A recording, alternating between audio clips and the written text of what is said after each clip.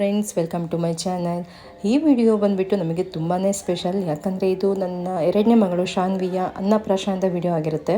ಹೌದು, ಯಾಕೆ ಸ್ಪೆಷಲ್ ಅಂತ ಹೇಳ್ತಾ ಇದ್ದೀನಿ ಅಂದರೆ, ಇದು ರಾಘವೇಂದ್ರ ಸ್ವಾಮಿ ಅಂದರೆ ರಾಯರ ಸನ್ನಿಧಾನದಲ್ಲಿ ನಡೆಸಿರುವಂತಹ ಅನ್ನಪ್ರಾಶನದ ವಿಡಿಯೋ. ಯಾಕಂದರೆ ಆ ರಾಯರ ನಕ್ಷತ್ರವು ಮತ್ತು ನನ್ನ ಮಗಳ ನಕ್ಷತ್ರವು ಎರಡು ಒಂದೇ.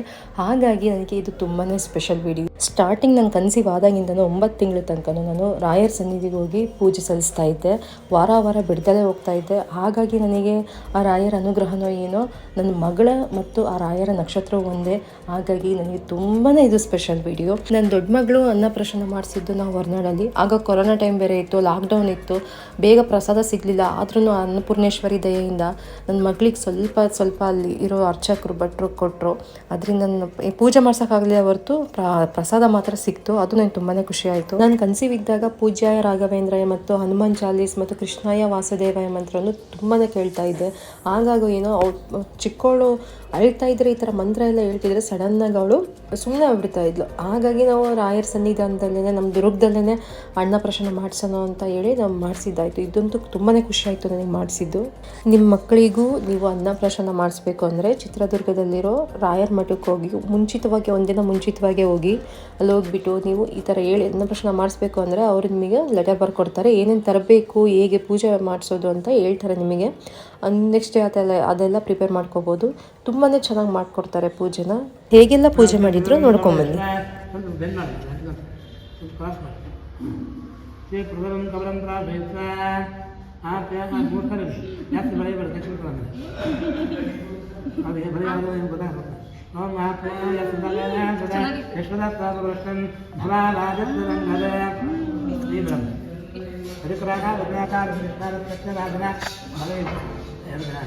ಯಾರೆಲ್ಲ ಪ್ರೆಗ್ನೆಂಟ್ ಇದ್ದೀರೋ ದಯವಿಟ್ಟು ಆ ರಾಯರ ವಾರ ಗುರುವಾರ ಆದರೆ ಪ್ರತಿ ಗುರುವಾರ ನಿಮಗೆ ಡೆಲಿವರಿ ಆಗೋ ತನಕ ಆ ರಾಯರ ಸನ್ನಿಧಿಗೆ ಹೋಗಿ ಪೂಜೆ ಸಲ್ಲಿಸಿ. ತುಂಬಾ ಒಳ್ಳೆಯದಾಗುತ್ತೆ. ಮತ್ತು ತುಪ್ಪದ ದೀಪ ಹಚ್ಚಿ ಆ ರಾಯರಿಗೆ, ಅದು ತುಂಬಾ ಶ್ರೇಷ್ಠವಾದದ್ದು. ನಿಮ್ಮ ಮಗು ಕೂಡ ಆರೋಗ್ಯವಾಗಿ ಹುಟ್ಟುತ್ತೆ.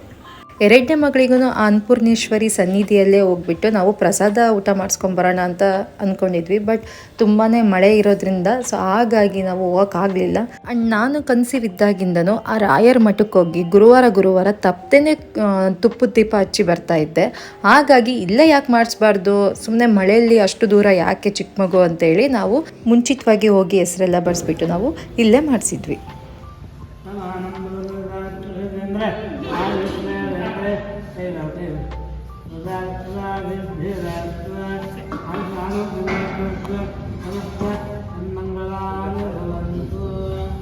ಪಾಪು ಏನು ಹಠ ಮಾಡ್ತಾಳೆ ಅಂದ್ಕೊಂಡ್ವಿ, ಬಟ್ ಇಲ್ಲ, ಅವಳು ಆರಾಮಾಗಿದ್ಲು.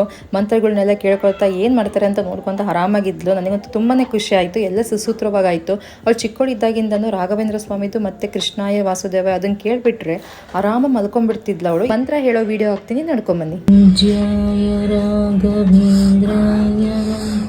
ಸತ್ಯಧರ್ಮರತಾಯ ಚ ಭಜತಾಂ ಕಲ್ಪವೃಕ್ಷಾಯ ನಮತಾಂ ಕಾಮಧೇನವೇ